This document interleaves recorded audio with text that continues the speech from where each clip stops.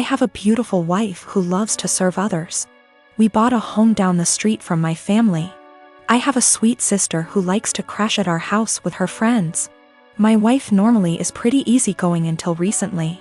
My sister's friends have been leaving messes, mostly towels on the floor after using our pool. My wife got upset picking up after them every day. I have asked my sister to make sure the house is clean after they leave, and it has been better. My wife also complained that some of her perfumes / clothes personal items have gone missing. My sister said it's not her.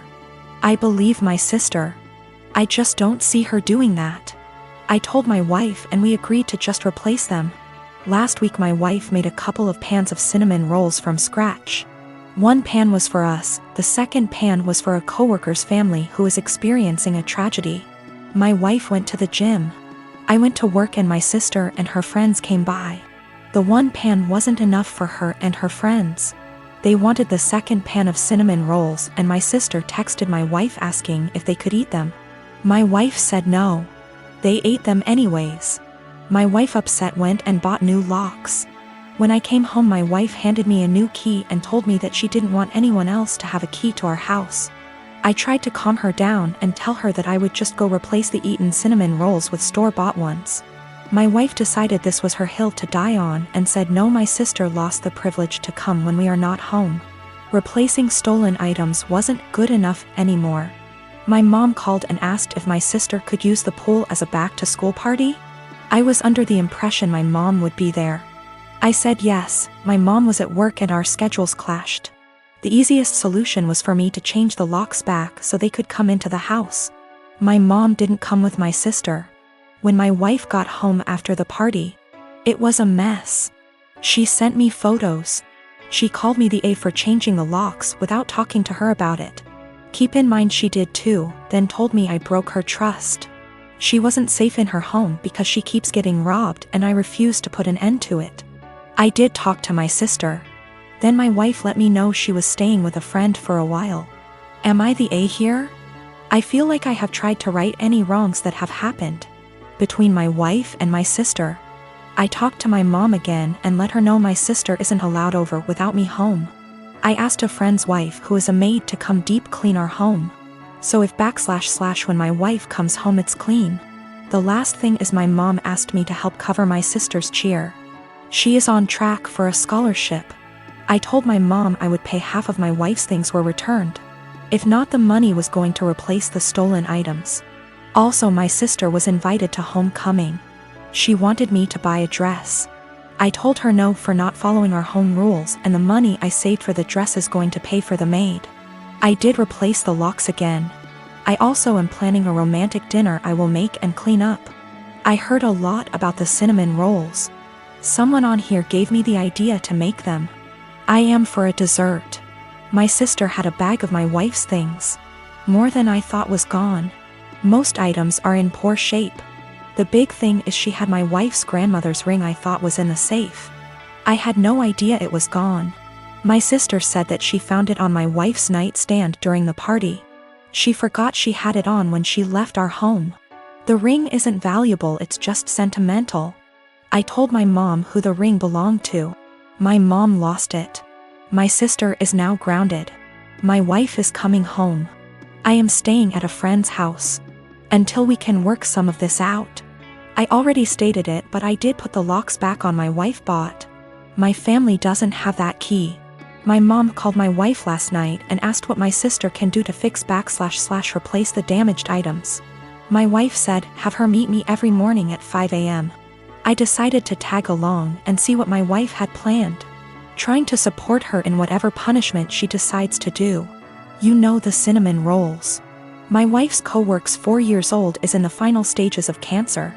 My wife's plan is for my sister and her to prepare breakfast, get their other kids up and ready for the day, start laundry, basic cleanup, so her co-worker and his wife can spend as much time as he can with the sick child before work. My sister was silent the whole time coming back home. I can tell it really hit her that her life isn't as hard, even being grounded. I dated my ex-boyfriend for a few years and we broke it off a few months before COVID. We were both madly in love and I'm still not over him. My best friend knows this. A few months ago, she started getting distant from me, and it's super unusual for me because she needs me for everything.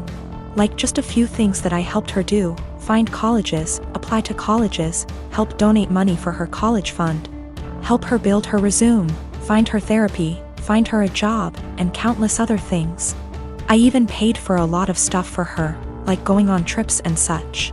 She didn't really do much for me and was somewhat of an emotional support because we'd always talk about her. But then I really didn't mind and didn't care what I did for her. She was my BFF, and you are best friends. They're sisters. Last month, she broke and told me that the reason that she's so distant is because she's quarantining with my ex and they're a thing. Whatever hopes I had of getting back to my ex are squashed because I don't think I can get over him hooking up with my best friend. I'm super heartbroken, and I know that you don't own people, but that doesn't mean that you can't be upset about their betrayal. Yes, dating your best friend's ex that she still loves is a betrayal. She asked me if I was happy for her, because she finally got a good job and a nice boyfriend. That job she has is solely because of me, because I asked an old acquaintance to return a favor by hiring my best friend. He wanted to hire someone else, but I begged him to hire her. I know how people are sometimes hurt, but then they say, "But I'm truly happy for you." I honest to God don't think they mean it, and when I say I'm happy for someone, I want to mean it. I'm not happy for my friend. I just am not. I can't make myself be. I told her as such and told her to stop contacting me. She's now blowing up my emails and DMs because she's so hurt by what I said to her. My dad said that I should have just kept this to myself since I know my best friend is a sensitive person and is hurt. But what about me? Am I given a sensitivity pass because I've looked after my friend for so long? Do my feelings just stop matching at some point? She called me with the news and said that she didn't know how to tell me, didn't apologize. And then she followed it up with how she's finally doing well and doesn't have to rely on me for money since she has a nice job and also a nice boyfriend. I told her I was not happy for her. I reminded her that I got her the job, she knew and was fine with it. And that I've done so much for her over the years, and she thanks me by backstabbing me and getting with my ex. She knew that it would hurt me, and if she'd done it when I was well over him or with my permission, I'd feel differently. Then, I told her to not contact me again because clearly I'm her friend, but she was never my friend, and I want to stick with people who are supportive toward me and reciprocate my friendship. I gave birth to my daughter weeks ago. My experience was pretty traumatic, and since it was my first, I had no clue what to expect. When I went into labor, I had the most difficult time of my life. I was in pain for hours. My mom was with me, but she had to go, and my husband was with me the entire time. I did something so embarrassing in the delivery room. I pooped myself, which was unexpected and just, I don't know, but it was embarrassing, and although my medical team were very professional about it, my husband couldn't help himself and started laughing about it later and even telling my family about it, but they didn't react. Just didn't find it funny, and neither did I. In fact, I found it embarrassing, and I already told him to stop bringing it up, especially when he started joking about getting me diapers for my opsies. It got really tiring and chipped away from my self-esteem and confidence.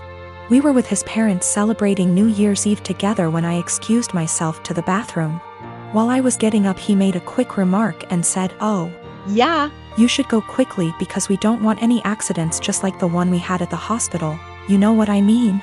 While blinking at me. His family actually laughed, and brother-in-law commented, "Good one."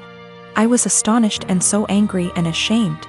I literally just lost it on him and yelled at the top of my lungs, calling him a cruel and sensitive jerk, to be using the difficult experience of birthing his child as a joking matter and humiliating me in front of everybody.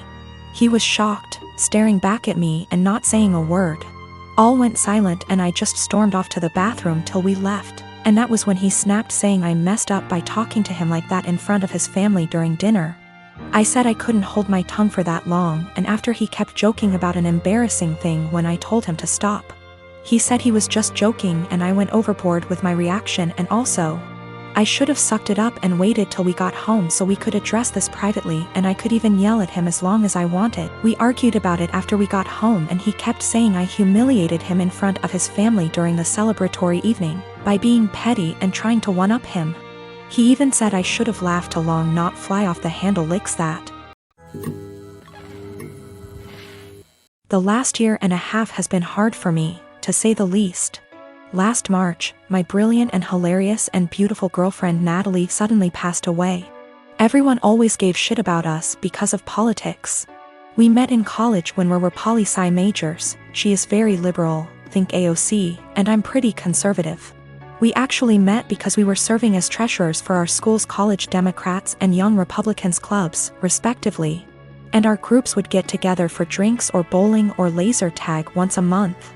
Well, Natalie and I bonded over a lot of shared interests and we hit it off. Even if we didn't see eye to eye on many issues, debating her was stimulating and formed the cornerstone of our relationship. We've had debates that went on until dawn. We just bounced off each other. She liked to joke that we were drift compatible. I wanted to marry this woman, but she passed away before we got a chance to talk about marriage. I'm in therapy and I'm working through not having her in my life anymore, but it's been rough.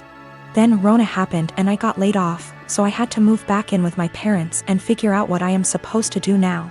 My parents mean well, but they got married really young and are more conservative and religious than me. They've been trying to set me up on dates with single girls from their church since I moved back home. But I don't want to date these girls. No offense to them, but it's a small town in the American breadbasket.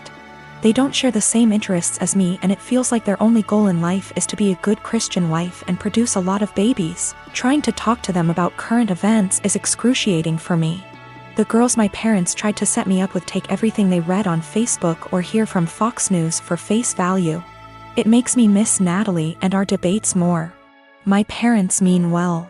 I know they want me to find a nice girl and settle down with her, but not like this. They are nothing like Natalie and never will be. I miss her, even if my folks didn't like her ideas.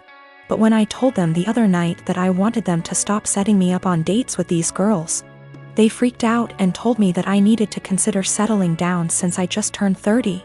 They're good girls from great families, I know that, and my parents like them more than they liked Natalie, but she was my one and only. I don't think it's fair for anyone when I still love her. They are even more angry at me because I told them that I just don't see myself getting married anytime soon. But like I said, Natalie was my soulmate and I just can't see myself being with anyone else but her. Yet, they are insisting that I need to find a woman and settle down and give them grandchildren.